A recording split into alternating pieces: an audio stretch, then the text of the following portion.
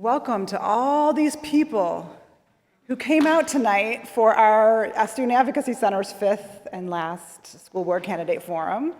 We're so grateful for all of our candidates who came out tonight. We have been having these forums at a dizzying pace, and I'm not gonna lie, I'm grateful that this is our last one. But this is my hometown, Ypsi, so especially excited to be here tonight and to hear and to figure out who I'm gonna vote for on election day. So this is sponsored by Michigan Education Justice Coalition, Student Advocacy Center, and our program Youth Action Michigan. Go ahead and know. So just a reminder, we're a 501c3, so this is a nonpartisan event. We will not be endorsing anyone, so just so you know that, okay? Next. We're gonna introduce ourselves. We're gonna discuss what's at stake with this election. We're gonna ask our school board candidates some questions, which they've been given ahead of time, and then discuss some further opportunities to get involved.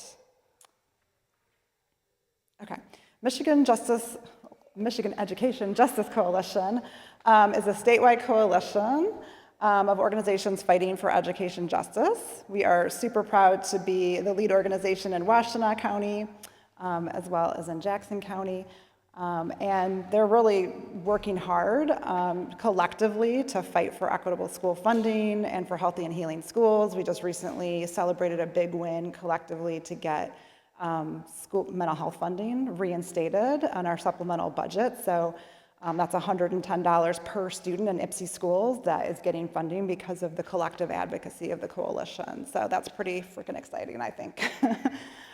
Woo! Yeah.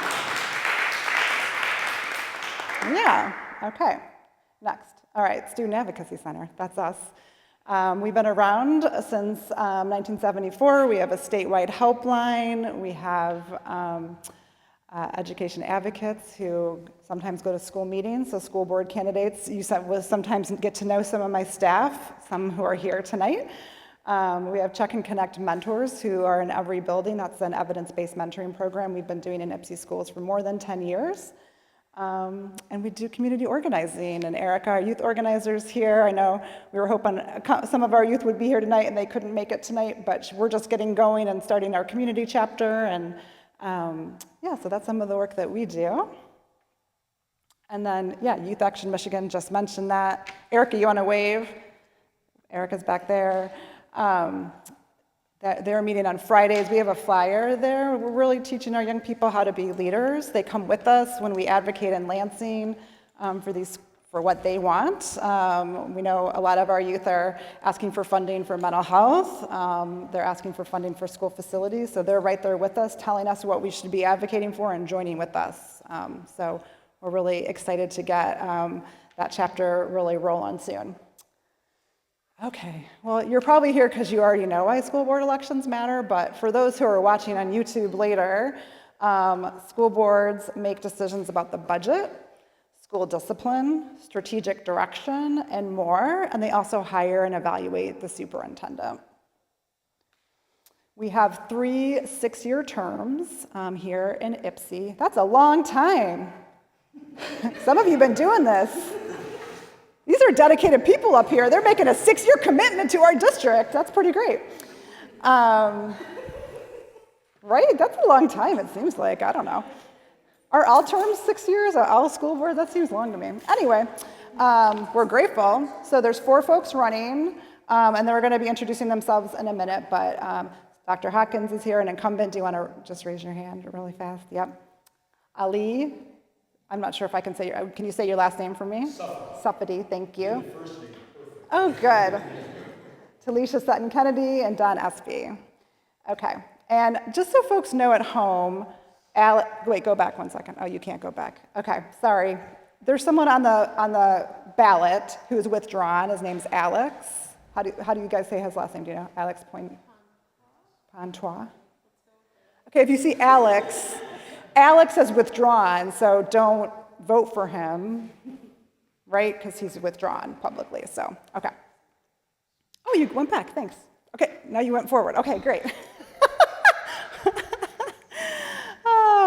Okay, what's at stake in public schools with this election? We know that young people are continuing to struggle after the pandemic. We know that academics still aren't there. We still are seeing high chronic absenteeism. We're still seeing a lot of social emotional needs. We had a flyer out front that my wonderful intern Julie just finished, and I gave you guys all a copy too, just to look at how is Ypsi stacking with other districts in terms of chronic absenteeism, suspensions, expulsions, things like that, right? So despite those soaring needs, our schools have too few people, quite frankly, and Ypsi definitely struggles with with staff openings and financial resources to respond. And we know that families who are most impacted by inequities are too often not part of district decision-making in all sorts of districts across the state.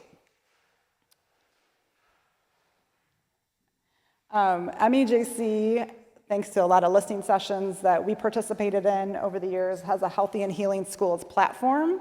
And so a few of the things that are part of that platform that we're fighting towards are some things that I already mentioned, that our schools must be equitably funded and fully funded. It's about $5 billion that they're underfunded. We were just looking up that number today. That public schools have to prioritize and invest in mental health. That's why that win is so important this fall. That students need to drive the future of Michigan's education system, and schools need to create structures to bring in student voice and power. And that public school priorities need to reflect the values and needs of the student educators and community members that they represent. One of the things that we've been working on collectively at the state is what's called at-risk funds, or 31A.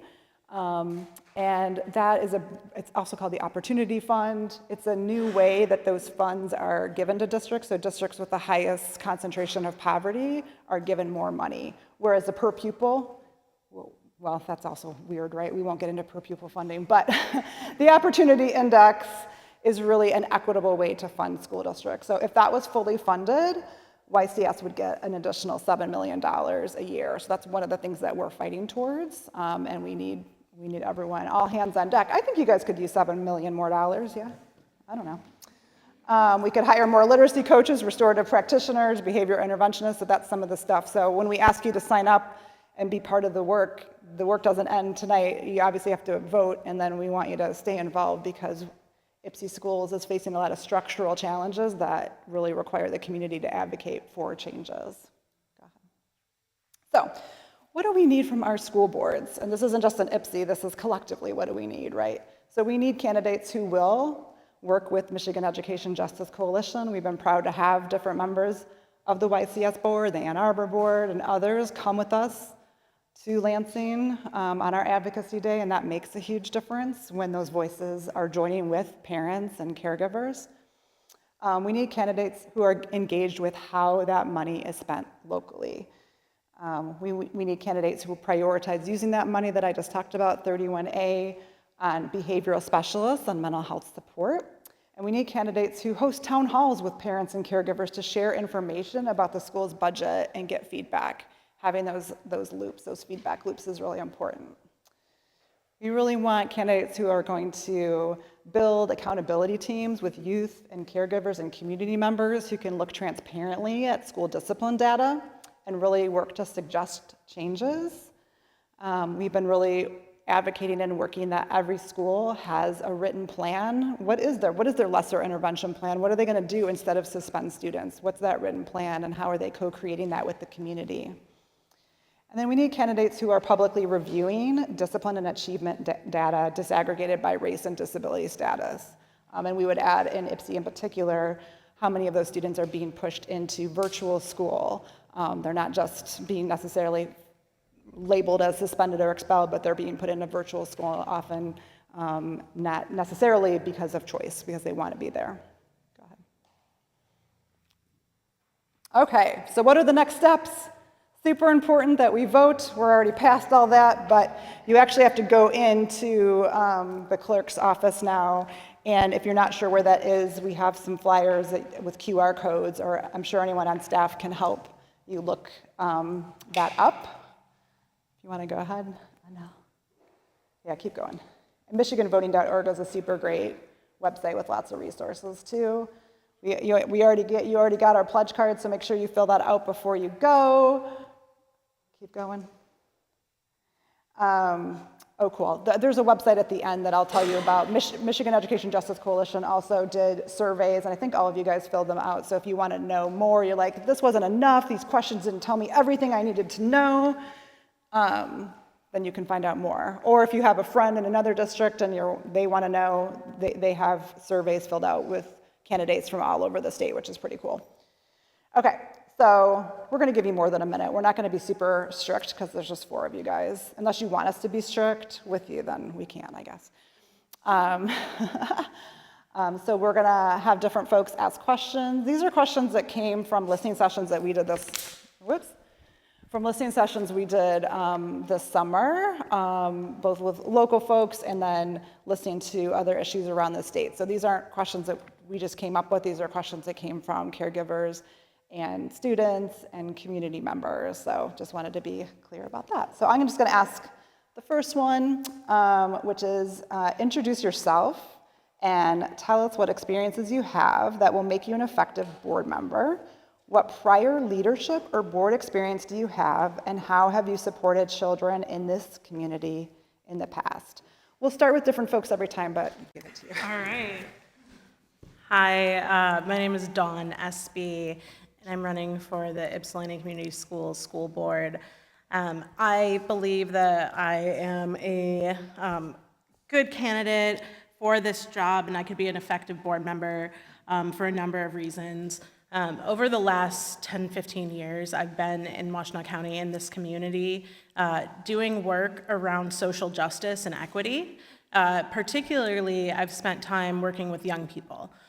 So working at nonprofits, working directly with folks who experience homelessness, LGBTQ plus students who experience homelessness, because unfortunately what we know is that there's more students or more LGBTQ plus students who are homeless than there should be, right? Than the number of LGBT students generally, it's disproportionate. So I've been doing that work for, like I said, the past 10 years. I have been working as a consultant in education, providing training in social justice and equity to schools, including across the county and even beyond. And now I'm actually doing work where I support organizations to figure out how to strategically approach things, to provide organizational culture coaching, and also to provide support in board governance. So my familiarity with boards, with strategy, and with equity all are kind of combined in this space to help me be an effective board member.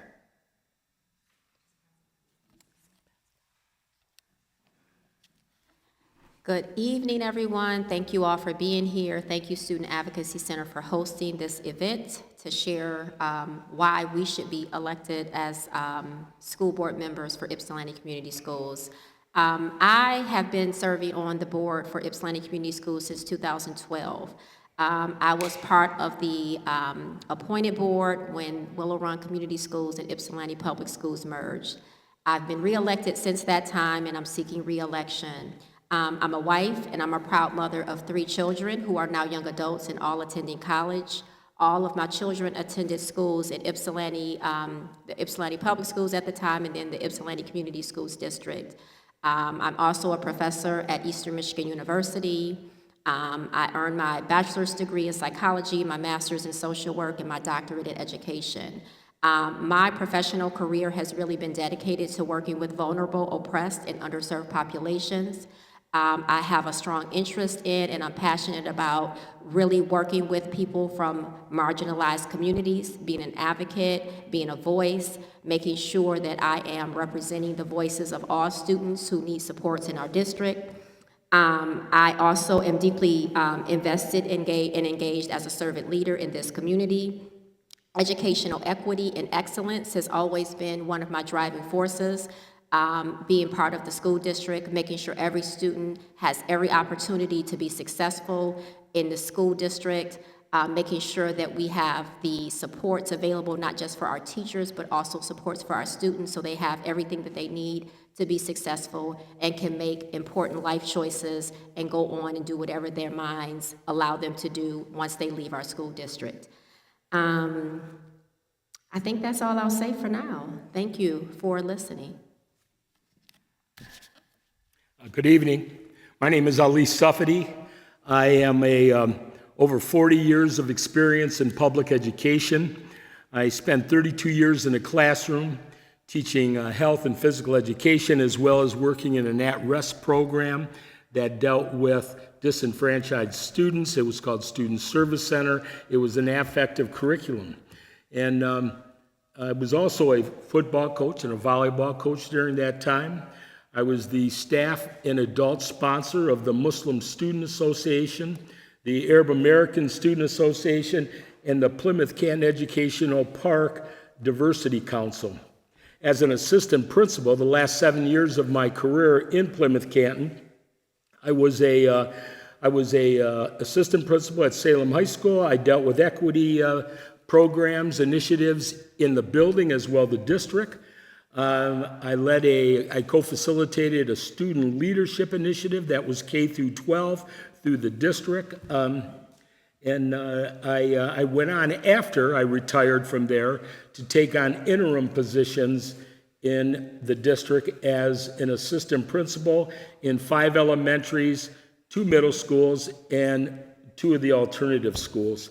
So I have an experience with public education. Most recently, I was honored by getting an opportunity to be a voice in our YCS board meetings. And at that time, I proposed a gun safety resolution, which I have to admit I was proudly found that they adopted it. And it was also gave me an opportunity to see how this board works. And that was my attraction. I saw there was 3 positions open. I saw how this group of 7 worked, and I thought to myself, you know what, I'd like to be part of this. So that's why that I made the decision to run for the school board. Hello, everyone. Thank you for being here, and thank you to the Student Advocacy Center for hosting this. My name is Talisha Sutton Kenedy. I'm a wife and mother of 2 daughters, 17 and 6. Our family moved to Ann Arbor while I was working for the University of Michigan in 2014, and we've since found our home in Ypsilanti in 2018. We feel really lucky to have found this community and sort of rooted our family here. We fell in love with our neighborhood, fell in love with the community, as well as the district, especially when our daughter started school last year. I'm a scientist by education and training with dual bachelor degrees in biochemistry and molecular biology, as well as pharmaceutical chemistry, and a master's in pharmacology and toxicology. So I bring a data-driven approach to decision-making. I've worked in the nonprofit operations, legal, and finance since 2018. So that gives me a strong background and foundation in governance, budget management, and strategic planning skills that will be essential for this role. While I don't have prior experience serving on the board, I do have experience preparing budgets and working with the board and presenting with a board in the nonprofit space. So I have some experience collaborating with the board for approval and decision-making. In addition, I also have experience in policy development and review. I'm an educator, so I've worked as a substitute teacher and partnered with local districts and recreational programs to provide after-school programming and tutoring. And I'm also finishing a second master's in curriculum instruction to further enhance my educational experience. As an involved parent, I volunteer in the classroom whenever I'm able and support district activities when possible. And I'm running because I believe a high-quality education is a fundamental right for every student, and I'm committed to serving the voices of our community and advocating for policies that support our students and educators. And what do you intend to proactively champion? And I think we will try to let you know within about 2 minutes, just to make sure you get your question. Sounds good, thank you. So 3 areas that I intend to proactively champion, the first being equitable funding. So while this is probably more advocation at the state level, I will advocate for increased need-based funding to ensure every school in our district has the resources necessary to provide high-quality education, and especially including mental health supports, since there's been some budgets that recently cut some of that funding. So we need adequate funding, which is really important for us to close those achievement gaps and enhance student success. The second area is student achievement. So I aim to support policies and decisions that prioritize academic growth for all students. So this includes expanding access to advanced coursework, enhancing literacy and numeracy intervention, as well as working to reduce the achievement gaps as well. By investing in social emotional learning to address students' holistic needs, as well as increasing enrollment. Increasing enrollment and retaining students in the district is really important to the health of our district. So working toward championing improved community perceptions about the district and talking to folks to find out what families are looking for when they're deciding on schools, I think will be really important for us to identify what we can do to make our district more attractive. And so those are some of the key areas that I'll be championing. It's going to be obvious. Social emotional learning is huge. Ever since COVID went through, actually before COVID, we had issues with that in schools. But COVID has increased the aspect of that issue. I believe that the time when I returned to work in some of the interim positions, I saw where students forgot how to act with each other. And so I believe that that's one of the primary things that has to be directed, and it's got to be in the curriculum. It can't be just a box to check. And so often in districts that I'm familiar with, that either my grandchildren go to or that I worked in, or ones that I've worked in other situations, it appears to be a box, and that's it. Yes, we do it. It has to be an everyday thing, and it's something that could be handled in the content area. Another thing is that I really am concerned about the school to prison pipeline. We have 49.9% Black students in the district. And that is just a perfect formula for white America. You know, it really, and I will get into more of that later. One of the things that we've got to examine is the discipline process. Students can't be out of the building. They've got to be in the building. There's got to be, they've got behavioral specialists in the buildings to be able to take that student out of the volatile situation and de-escalate that emotion. Those are the 3 things that I think are most important. Of course, gun safety is another one. Thank you. So I would say the top 3 priorities that I think we need to focus on, and not that we haven't focused on it as a district, but the number 1 priority that I would say would be looking at the culture and climate in our district. And by that, I think it's important for us to focus on making sure we hold not only ourselves as a board accountable, but our school district accountable for making sure we have healthy and positive school cultures and climates across the district. I have served on the board, as I mentioned before, since 2012, and this has always remained a priority for me, specifically for the district. I always advocate for ways we can reduce exclusionary disciplinary practices. I've done that since I've been serving on the board. I understand full well what the implications are and the impact of school discipline on the academic, social, and emotional identities of students. As a district, we are proud that we've adopted and continue to implement restorative practices, and we are focused on deep equity work in the district. These are areas I'm deeply passionate about, and as a board member, I remain committed to its success at Ypsilanti Community Schools. I know that supporting the whole student lends itself to improved academic achievement, healthy social emotional development, increased attendance rates, cultivating and strengthening student-parent, teacher-parent relationships, and making sure we're creating positive outcomes for students in our entire school community. The second thing that I think we have to focus on is looking at increased levels of funding to support the mental health needs of students in our schools. We know that the impact felt from the pandemic continues to be a concern in our schools, and we need to advocate for these supports. According to the NASW Advocacy Communication, our public mental health system is facing a projected $93 million Medicaid revenue gap, despite a partial adjustment that happened earlier this year. This shortfall stems from a significant decrease in Medicaid beneficiaries following the COVID-19 public health emergency.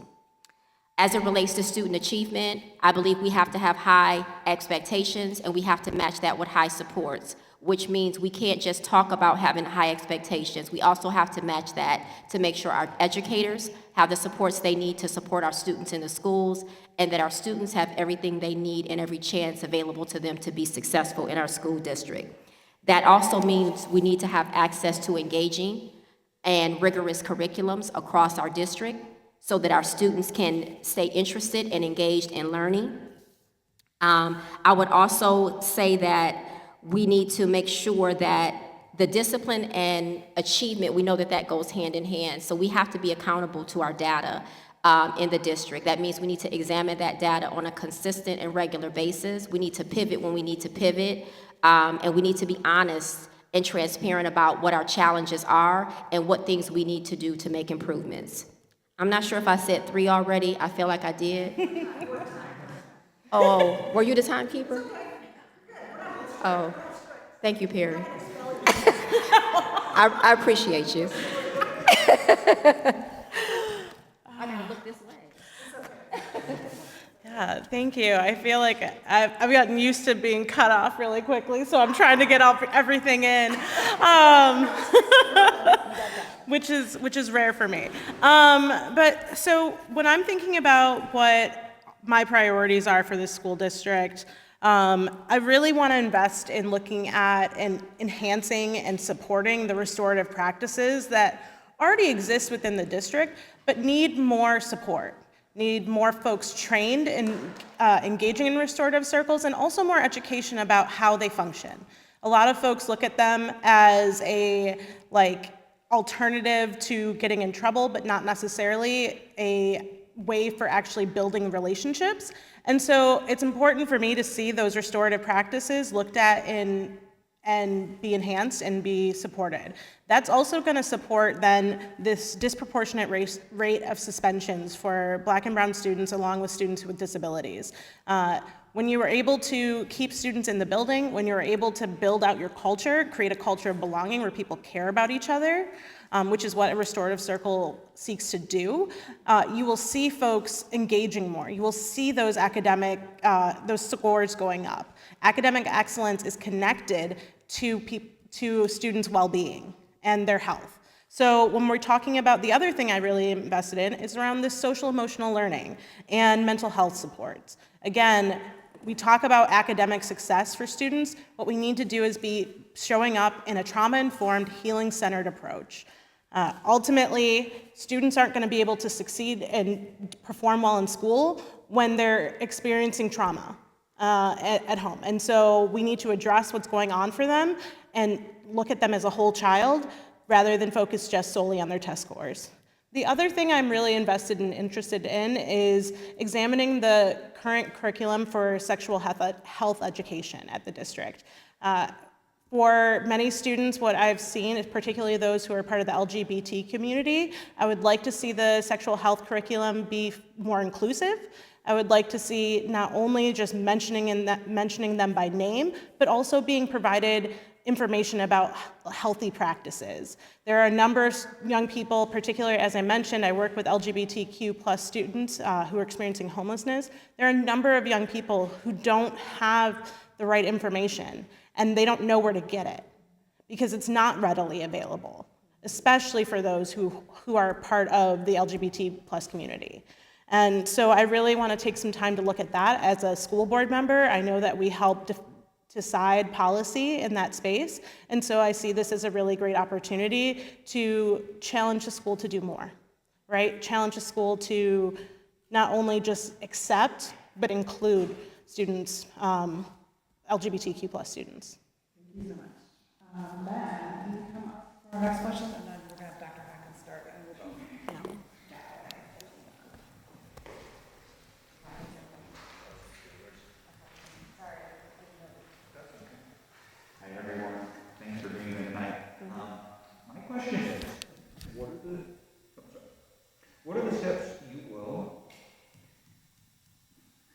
take to engage and increase the decision-making power of parents, caregivers, and students in district issues such as the budget, curriculum, and the equity plan?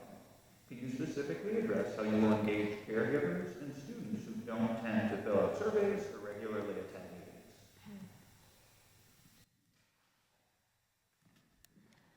Great question. I think as a district, we need to think differently about how we engage parents and meet parents and community members where they are. So to that end, I think we need to be creative about how we talk about what's happening in our district. That needs to happen where our parents are, in our communities. That can happen at churches, that can happen at community meetings, that can happen in town halls that we host. I think that we just have to be accessible and available to talk to our community members and stakeholders about what is happening in our district and think about ways that we can engage our parents to be involved in the district level decision-making process by being part of the PTO, by attending board meetings. I know attending board meetings is not the only way that you are making it accessible for people to learn about these areas, but we have regularly scheduled board meetings, and we do encourage participation because we value the input from our community.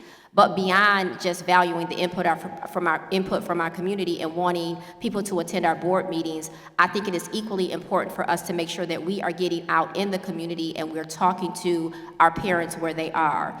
We all are invested in this community. We all have people who we are connected to, whether we are part of different organizations, and we just have to have those honest conversations about what's at stake. Our parents are so important in our decision-making processes, and they are the most important part and reason as to why we exist even as a school district. If we don't have students in our school district, we don't have a school district. So we have to make sure we engage parents as partners and collaborators and thought partners in the process and decision-making across the district.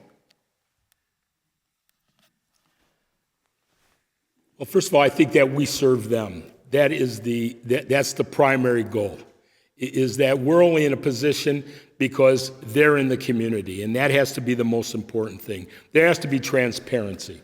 First of all, there has to be no secrets. There has to be forward. And for that to be able to happen, then we have to be visible and we have to be accessible. And I think that's very important in those situations. Everybody's voice counts.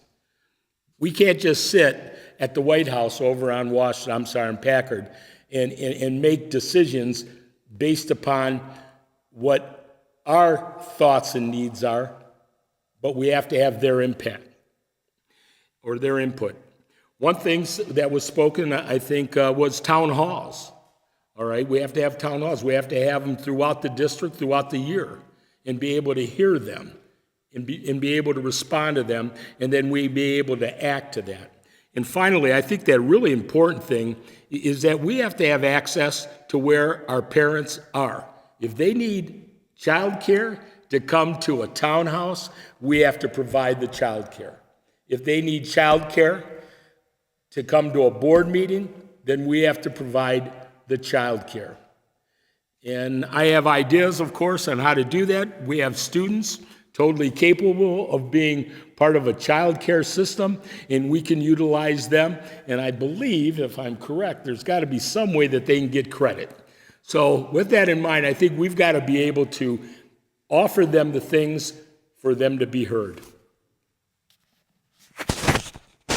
Thank you. This is an important question, and I agree with everything that's been said so far, so I'll try not to repeat too much of what's already been said, but engaging with our parents, caregivers, and community members is really important in order for us to be able to represent their voices in our decision-making. So some of the things that I've learned from working for a community-driven nonprofit is I think meeting folks where they are is a really good point, and I will even take that one a little bit further and say, you know, informing parents and caregivers about the board. It may be that people don't know about the Board of Education, what it is and what we do.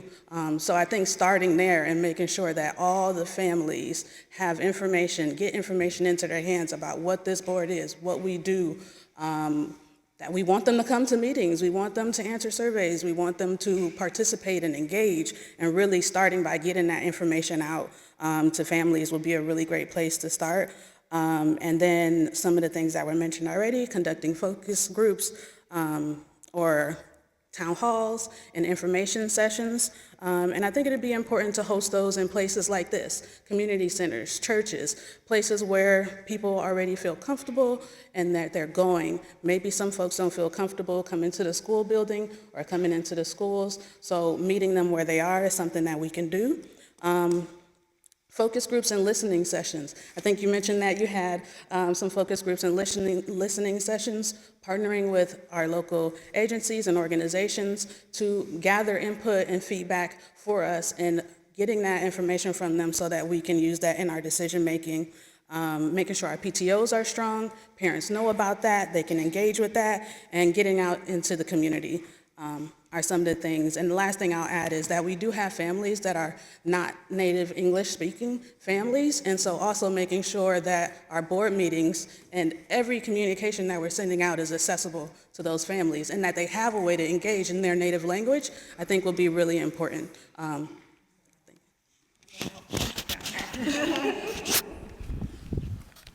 Thank you.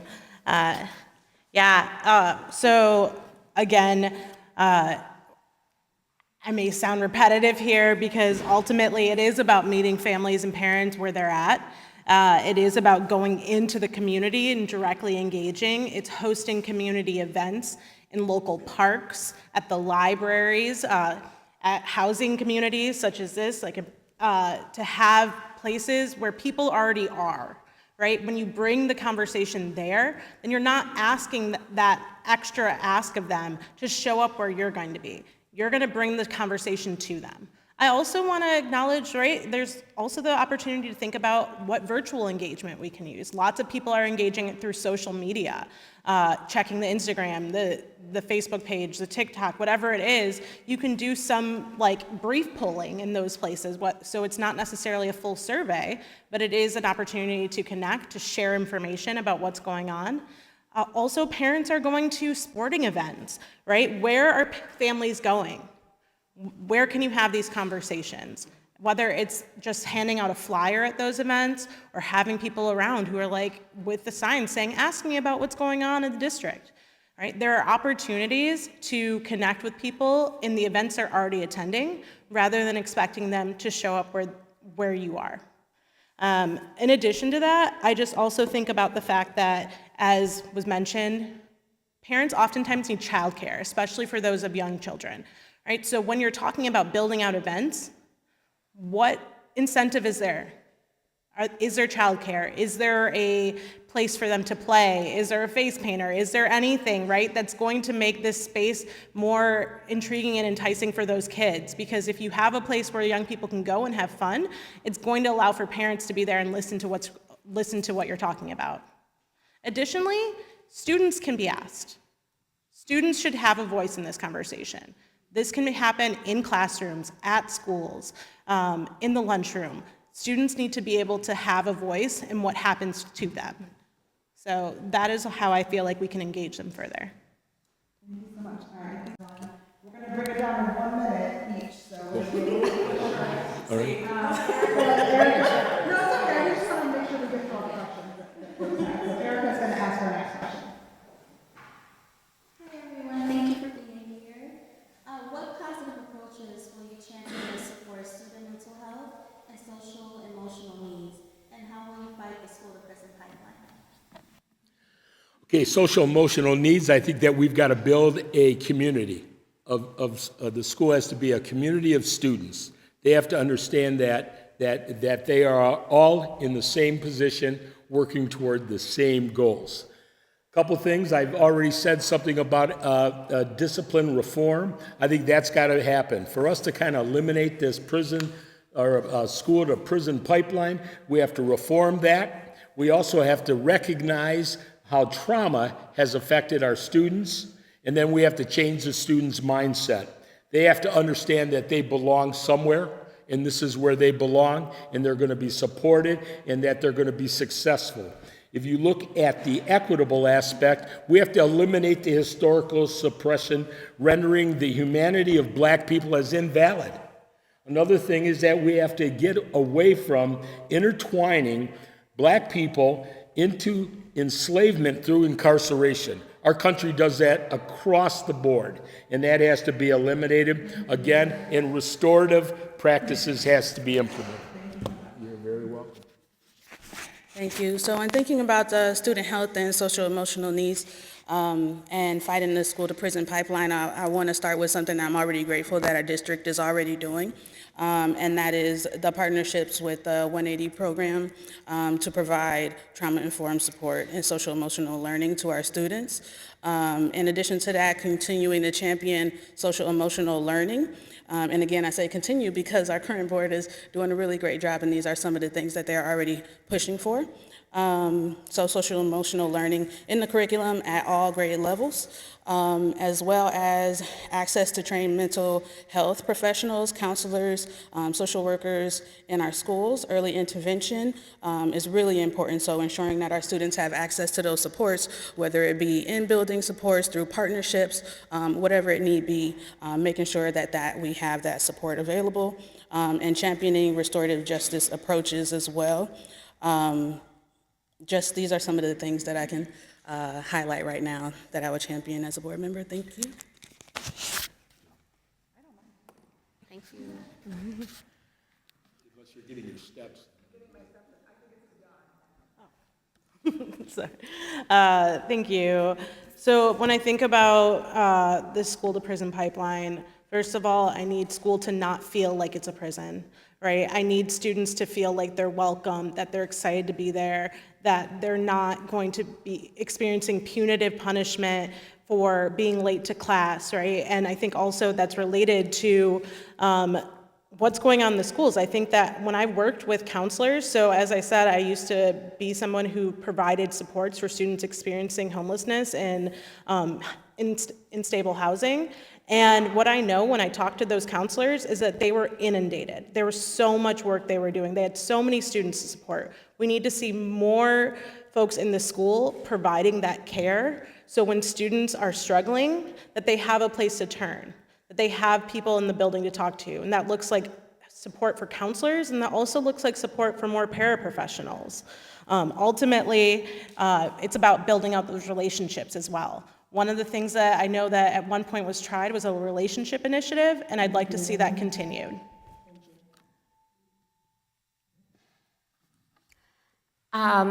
So I'll try to do this in 1 minute.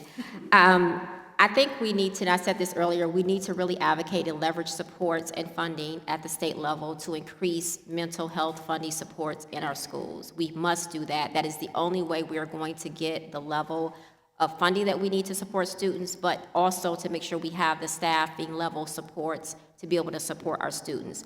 As far as the school to prison pipeline, this is an issue that's near and dear to my heart. I've done a lot of research on it. We need to raise awareness. We need to talk about what the implications are and what it means the school to prison pipeline means. When students aren't in school, when students are excluded from school for behavioral concerns, when students are not attending school and are not there on a regular basis, that puts them at greater risk for entering the school to prison pipeline. We know that Black students primarily are disproportionately impacted. Black girls and Black boys are disproportionately impacted by the school to prison pipeline. So we have to raise awareness about what it means and what the implications are, and we have to have the will and the skill to be able to interrupt and disrupt this pipeline, because we can do it. You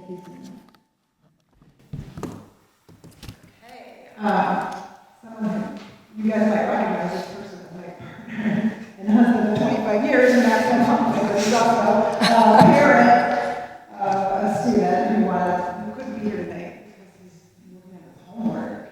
And he could have asked this question, so Dad's asking the question instead. So. How do you intend to protect students from abuse, bullying, and discrimination, specifically those marginalized due to their sexual orientation, gender identity or expression, race, or disability status?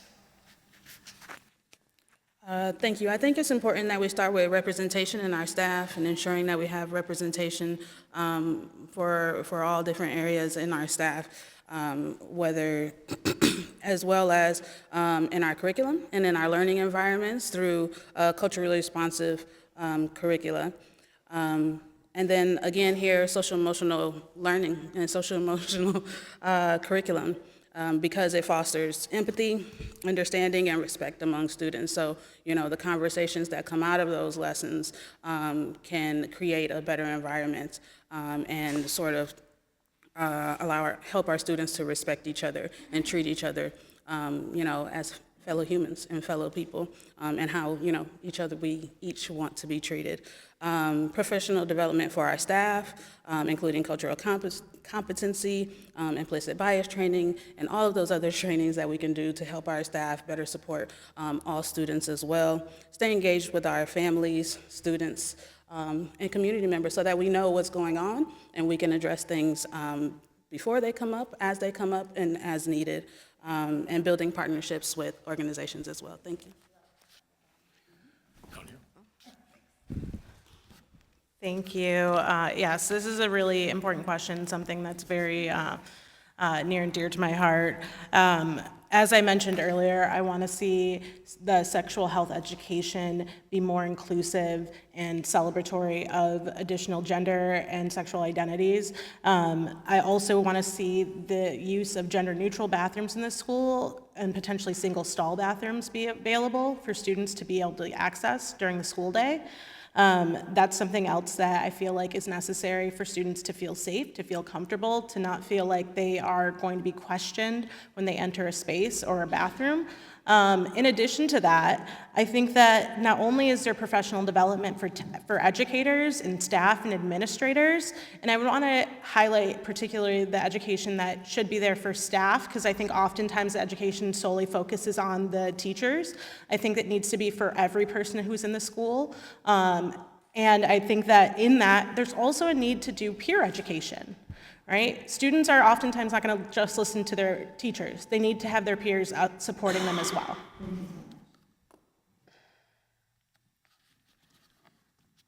So some of the things that I think we need to do first would be to really look at ways that we can strengthen our policies that exist already for the protections of students. We already have policies in place for students, but we need to make sure we strengthen those policies, and if we need to make adjustments and pivot on things we can do better with those policies, that's first and foremost.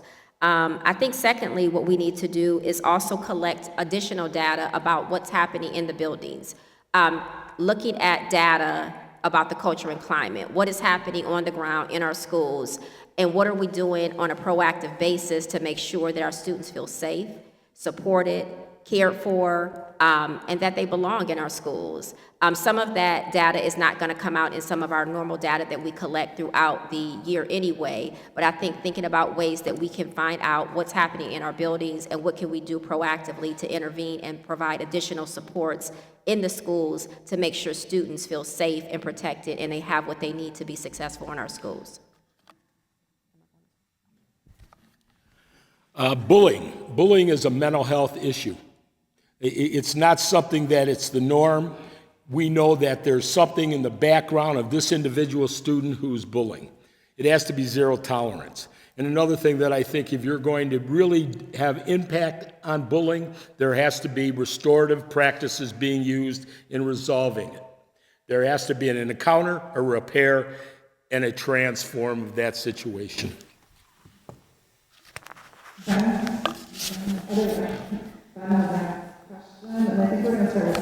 Did you get an opportunity to do that?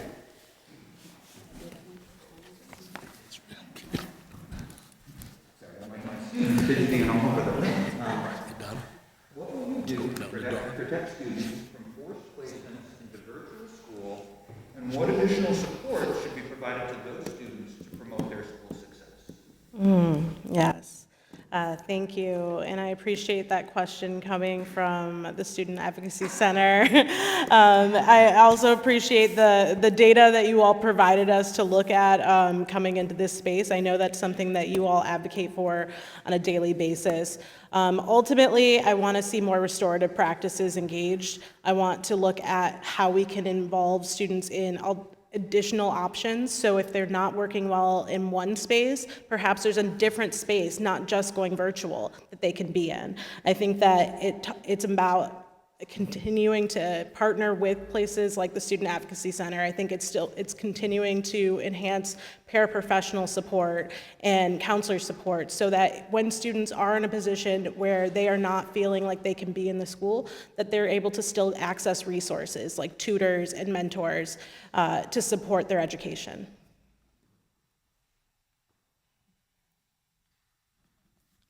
I think before you make any decision, you always have to look at what the data tells you. And so I think you first need to understand what is the data telling you, because the data does tell a story.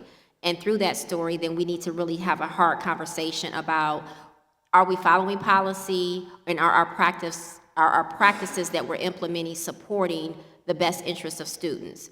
Some students do well in virtual learning, and they thrive. But when it's a situation where students are in virtual school because they haven't been successful in a regular school environment, I think the goal always has to be to make sure students get to where they want to be. And if that's back into a regular school setting, then we need to make sure we have supports available to get them back in a setting that supports their learning. I think we always have to advocate for additional supports, whether it be mentoring, whether it be tutoring, anything that is going to support the success of the whole child. We need to be looking at every single resource available to us to make sure students can be successful. So for some students, virtual may work, but for students who need to go back to the regular classroom in regular buildings, we need to also create space and a pipeline to make that happen. Okay, forced placement is already a negative. If you're forcing somebody into something they don't want to be, it's already starting on a negative step. Another thing, we have to assess our students where they are, and then we have to put them on a multi-tiered system of support to be able to give them the tools for them to be successful. There's nothing more frustrating for any student, or for me personally, is not to be able to do something because I lack the ability to do that. So I think it will be really important to first understand the reasons why students are being placed into virtual school. And then I can make an educated, statement on that one. But some other things that we can do if this is behavior related, again, is ensuring that we have that we are using restorative justice practices in our disciplinary processes. Again, here, championing mental health supports and social emotional learning with the goal of mitigating behavioral related issues before they happen. And then for those things that we are unable to mitigate, when and if students are placed into virtual schools, ensuring that we're monitoring their progress, providing them supports, tutoring, mentoring, technical supports if needed, and really doing whatever we can do to get them back to school or wherever they need to be as quickly as possible. Thank you.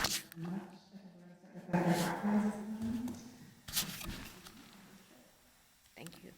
How will you balance providing support and encouragement for the superintendent, which is an extremely challenging job, as I'm sure you all know, and having difficult conversations about challenges in the district? I think as a board, you have to remember that you work as an 8-member team. There's 7 board members, and the superintendent makes 8. And you have to make sure that you cultivate a really good working relationship with your superintendent, and you have to be honest and transparent about what the challenges are and what those successes are. And you have to ask the questions, what does our superintendent need? Because you, as a board, hire one employee, and that's the superintendent. And you have to make sure that you are supporting the work of the superintendent, but it doesn't mean you shy away from some of the tough questions and the things that the conversations that need to happen around making the district better. So the superintendent needs support, but as a board, you have to be accountable and make sure that you are representing the voices of those who elected you to serve in these seats. So accountability is important. And I think having a superintendent who is open, receptive, and is willing to be able to do the work. And it's a hard job, but you have to be supportive, but you also have to make sure you have some strong accountability measures in place and supports for the superintendent to do a job that is really, really difficult in these times. Left or right? Okay, first of all, I'm a team player. I always have been. I really believe I've seen a lot of school boards in the 39 years that I was working in public education. This is one of the best leadership school boards I've ever witnessed. Along with Dr. Hawkins, Dr. Zachary Ross, they both have shown me that they work in a systems theory. They have a common goal, and then they make sure that everybody's in place to accomplish that goal. And I believe that's what it's all about. Again, it's about the students and their learning. So starting with the foundation, building a foundation in our relationship that's built on trust and open communication. And then ensuring that we are working together and collaboratively to set clear and measurable goals. Because when you have clear and measurable goals, then you can focus on the goals in those conversations and what we're aiming to achieve together. And so if challenges arise, I approach those conversations with respect and professionalism, again, focusing on the issues and the data so we can have a conversation together and identify solutions to move forward. Balancing accountability and encouragement, I think, will be really important in ensuring that the difficult conversations are viewed as opportunities for growth and rather than conflict.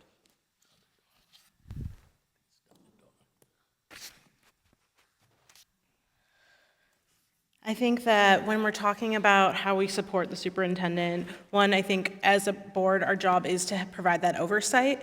I think also it starts from the hiring process, and I want to commend the board for their excellent job because our current superintendent has made some excellent changes and continues to provide excellent support for our school district. In that, though, I think that it's really critical, like others said, to build that relationship, to also ask for them to identify their vision, work through their values, use those as checks and balances to make sure that we're strategically moving in the right direction. We have those things that exist already, and so when you have those systems in place, it's really just a matter of checking and seeing if the person is lining up within those systems that you've already built out.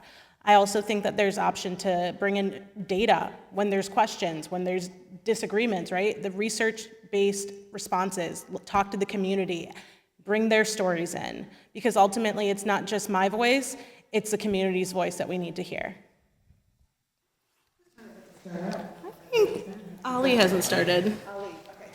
Here you go.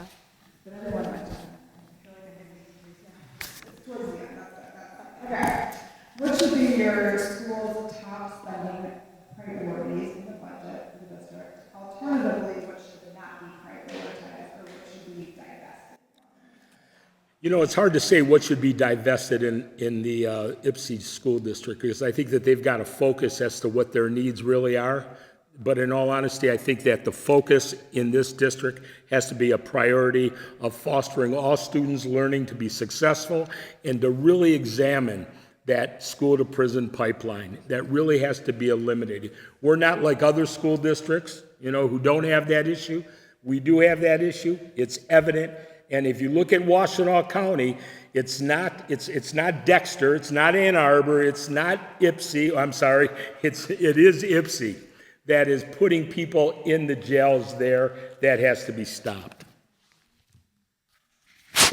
Thank you. I think the district's top spending priorities should align with our key goals, and that's improving student achievement, mental health support, supporting our staff, and ensuring equitable opportunities for all students. So while I'm still learning the district's budget, it's clear that our investments in high-quality instruction, student support services are really important to achieving those goals. Conversely, I would advocate for divesting from areas that do not directly contribute to student learning or well-being.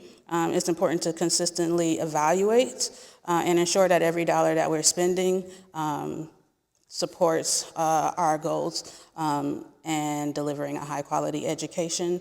And if elected, I will work with the board, our community members, students, and parents and other stakeholders to continuously evaluate and ensure that we're working and making decisions towards those goals.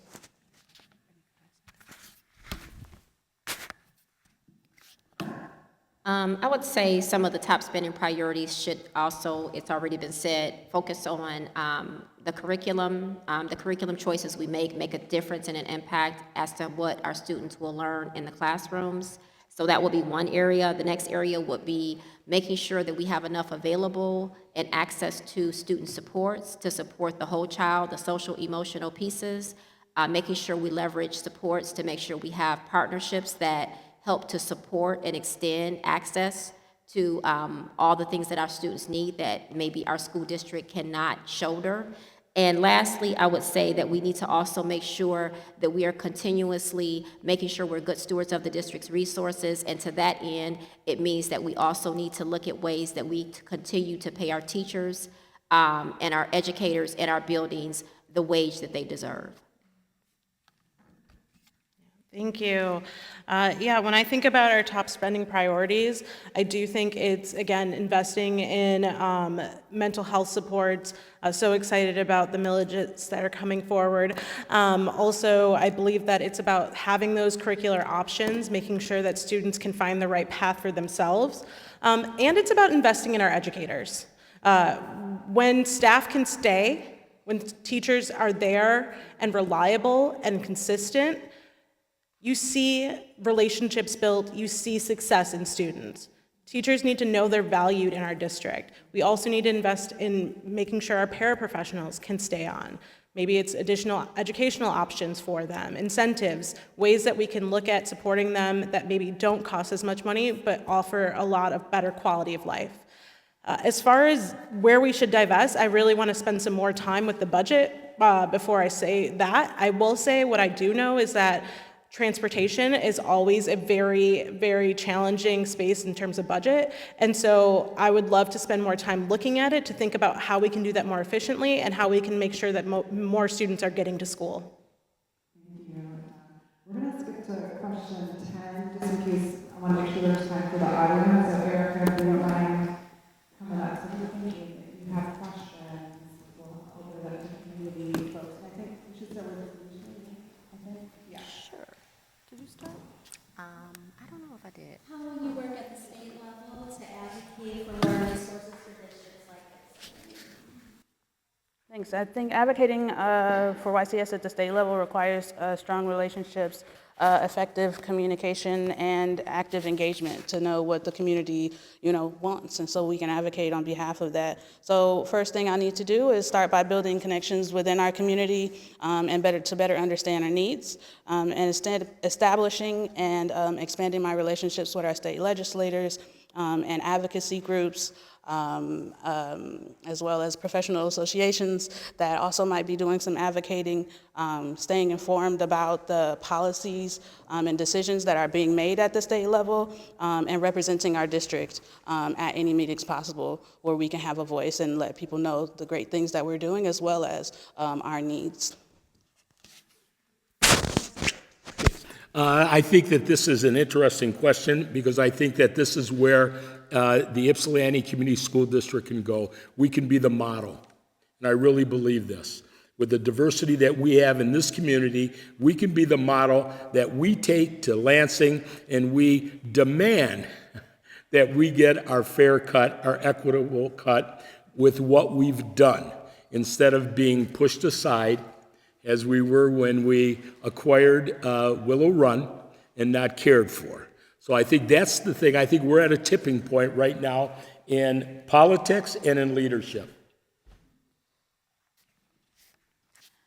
I think we need to make sure that we continue to advocate for increased levels of per pupil funding, and to make sure that there is investment. We hear there is an equity gap, but we actually have to make sure we continue to push for and make sure that the levels of funding in areas like Ypsilanti, where we know resources need to be invested in, we need to make sure we push for that, and we need to make sure we cultivate relationships with our legislators who are elected to represent us and to advocate for funding in their roles at the state level.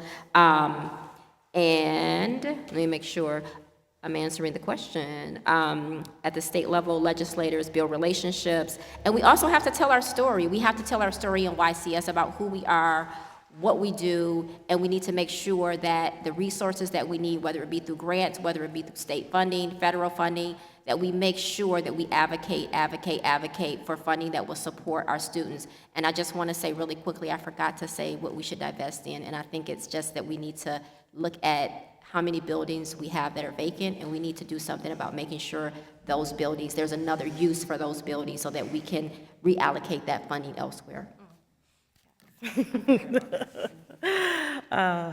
Yeah, well, I think I will say at the beginning of our conversation today, Perry was talking about the Michigan Educational Justice Coalition. I think that is a great group to be in relationship with. There are folks who are advocating for our needs and support already. So what does it look like to partner with those folks? I think it's also about highlighting the strengths of the district, but also telling those stories of resistance or resiliency and success, and also some of the difficulties that you encounter. It's engaging young people in those storytelling opportunities. It's engaging parents in those storytelling opportunities. Mobilizing the community to speak on behalf of the school district is what's going to change how we support each other at the state level.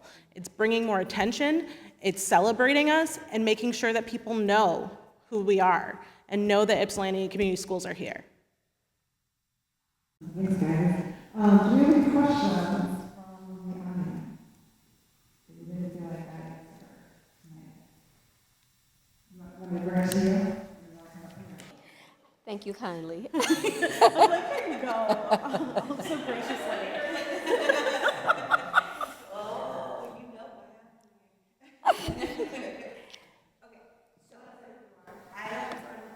I am a parent of a Ypsilanti Community High School student who has special needs.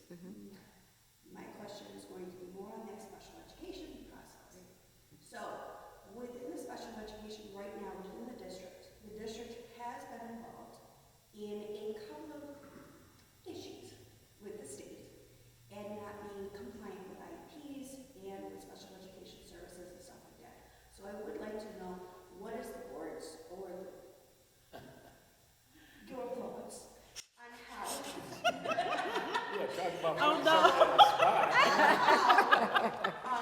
you would hope to start working on it to fix that gap within the special education within Ypsilanti Community Schools? Well, I will kick this off. It's a great question and one that we've had conversations about, and you have been at many of our board meetings, and we appreciate your continued engagement and advocacy. I would say that we have to be real honest about where we are right now, and there is a shortage of social workers. There just is, school social workers in particular. We have, in years, we have not had a situation where there were more school social work jobs than there were social workers to fill them, and that is our current reality. With that said, we still have to figure out ways that we can still provide quality supports and services to students, especially students who have IEPs, because that's state mandated. So we have to think about ways to, and so personally, because I'm a professor at EMU in the School of Social Work, we are thinking about all sorts of ways that we can create a quicker pipeline to have school social workers become certified, to get into the schools, and to actually start working with students who need these supports. It is not the district's intention, nor is it any district's intention across the state or across the country to have a shortage of school social workers and support staff available to make sure we are in compliance. That is never our goal. Our goal is to always be in compliance, and we've tried to be creative and thoughtful about how we leverage resources and supports through the ISD, to make sure that those gaps are filled. But it's a challenge, and I implore everyone who's here, if you know someone who's interested in going into school social work, please send them to EMU. No, but but if you know someone who is interested in wanting to support at the school level, and they're interested in school social work, there is a shortage, and it's a very, very real crisis that we're in right now. And it's a good time to be a social worker, but it's very challenging. And our goal, like I said, is never for us to make sure, to leave students in a situation where they're not getting the supports that they need. Our goal is to always provide and make sure those supports are available to our students. So we're gonna keep working and collaborating and talking and being transparent and honest about our challenges. And we also have to work hard to make sure there are no shortages and no gaps. So thank you for your question. I appreciate it. Oh. I don't care. Okay. Yeah, I appreciate the question. Thank you so much. I think that it is about making sure we have the right personnel in the buildings. It's about the educator pay. It's about the paraprofessionals. It's also about making sure that young people and their families are involved in their educational process. When we're talking about individualized education plans, I often go back to the nothing about us without us. Who is in the room to help build that out? Who is there to identify and advocate for those young people around what they might need? In addition to that, I think we can look at more ways to create some universal accessibility within the district and in the schools. When you don't, when the main point or when the main thing actually supports those students who might need additional supports, we're going to see everyone benefit. Right? And so when you start with the folks who are most marginalized, everyone is supported. So that's how I think we can continue to provide that support. This is so easy to sit up here, and it's probably very easy for any of you to see that it would have been easy for just one of us to say, yeah, what she said I agree with. You know, and I will say this, what she said I agree with. I've seen social workers share buildings. That does no one any good. No one. First of all, it spreads that social worker out too thin, and it also gives the student in one building where the social worker is not there no services. Okay? And they also have to be able to be social workers and not somebody who's just testing to see if a student qualifies for special education. Thank you. So this is definitely an area that I'm not yet versed, and so I don't have a specific answer for you at the moment, but I am committed to finding solutions that best serve our students. And so I really want to thank you for your question, because at least now I'm informed, right, of this challenge. And so if I'm elected to the board, you know, it would be my role to look into this and really see what the root causes are of this issue, and work with the board to find solutions for our students. Thank you. Other questions that folks want to ask tonight? Okay. Do you want me to come to you? Yeah, I'm just standing right here. Okay. Can y'all hear me? We can. So my question is for those of you that do not have like a personal connection with the Ypsilanti community or schools, what brought you here to want to serve on the board? And for those that have a personal connection, like your kids have been here or you have worked here, what keeps you wanting to stay on the board? You want to introduce yourself? My name is Michelle King.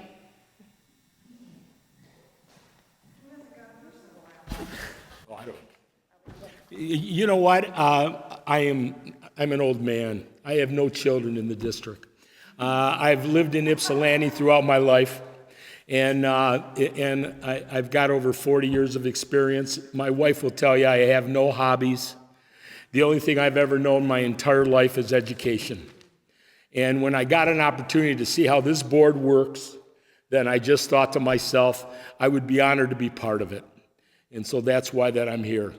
I have a lot of free time, so I have a lot of ability to be visible. Anybody else? I can go next, thank you. So I want to serve on this board because education is something that's really important to me. It's my passion.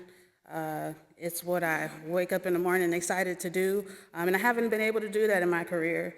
And so I've been shifting my career in that area, and I feel like this is an area where I can serve and really advocate on behalf of our community. And I really believe that education is the cornerstone of a strong and thriving community. Our students are the future leaders. They're our future principals, teachers, community members, and everything. So this piece right here is really the most important piece in, our future, the future for our students, but also for our communities. And that's something that means a lot to me, supporting our educators, valuing our educators and really uplifting them for the important work that they do, really shaping the future of everything. And so that's just something that I like to do, and that's why I volunteer in the school when I can for our teachers, because this just brings me joy, and so that's why I'm doing this.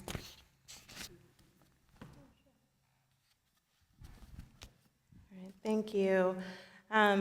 So I do not have kids in the district. However, I am a resident in the district, and I don't have my own children in the district. However, I have worked with countless kids in the district over the last 10 years, and it feels like all of those people are my children, right? Those are students who I've invested in, who I care about, who I've cried with, who I've listened to them be angry, be hurt. And so those students are who I know and who I care about, right? And I want to continue to provide that support. In addition to that, I've provided supports for educators. I've helped do trainings for the educators in the district, and I know what type of things that they're facing. And I've continually tried to provide the support without really having the means to actually make change. And so I'm really excited about the opportunity to have not just the opportunity to make recommendations or provide support indirectly, but to actually be part of the decision-making process for these students. My why.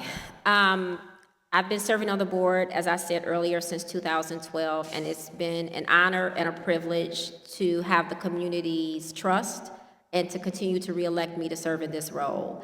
I knew a very long time ago, before my kids started kindergarten, that because I lived in this community, it was important for me to invest in and make sure I supported Ypsilanti schools.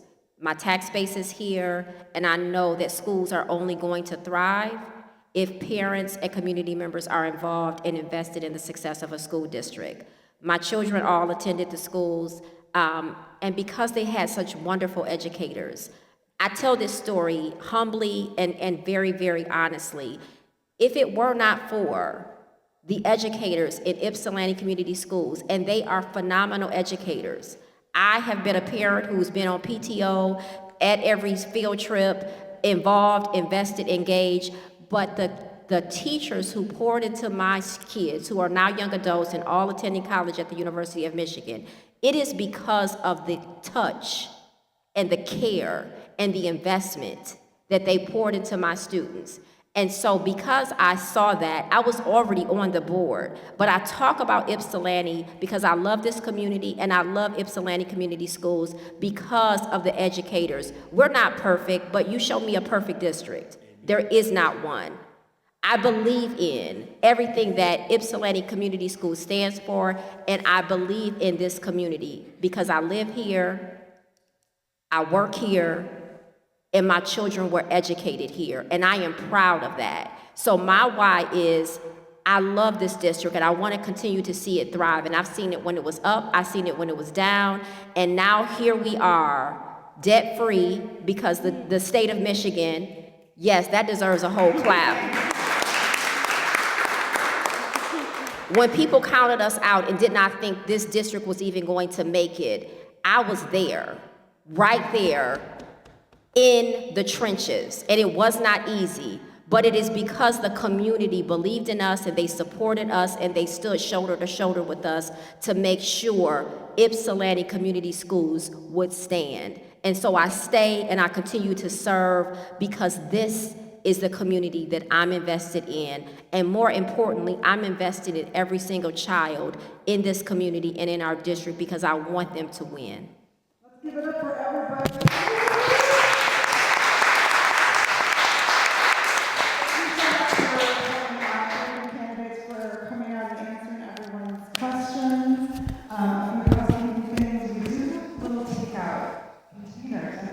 Put a lot of food in those containers and bring them home to your families, so we don't have food just sitting here. So please do that.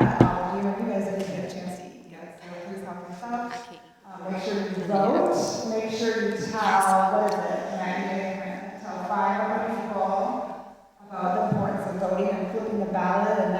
win in the presidential race, but also voting down ballot. There are lots of other ways to get involved. Student Advocacy Center and the Michigan Education Justice Coalition, those are just a few of the ways, but it's almost here, you guys. Election's almost here. It's here. Commercials hopefully are almost done. Oh, those text messages, phone calls. Everybody get out and vote, right?